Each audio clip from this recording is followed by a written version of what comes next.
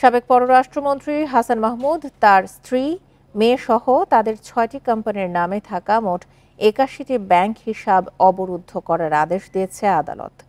বৃহস্পতিবার দুর্নীতি দমন কমিশনের আবেদনের পর ঢাকা মহানগরের জ্যেষ্ঠ বিশেষ জজ মোহাম্মদ জাকির হোসেন এই আদেশ দেন। দুদকের পক্ষ থেকে আদালতকে জানানো হয়, বিগত সরকারের সাবেক মন্ত্রী ও বিভিন্ন নির্বাচনী এলাকার সংসদ সদস্যদের বিভিন্ন অনিয়ম ও অবৈধ সম্পদ অর্জনের অভিযোগ অনুসন্ধান করছে দুদক।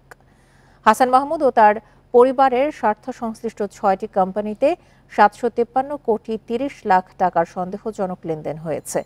বর্তমানে এসব কোম্পানির ব্যাংক হিসাবে ২৪ কোটি ৬৬ লাখ টাকা জমা আছে। এখন এসব টাকা উত্তোলনের চেষ্টা করা হচ্ছে। আদালত শুনানি শেষে এসব ব্যাংক হিসাব অবরুদ্ধ করার আদেশ দেয়।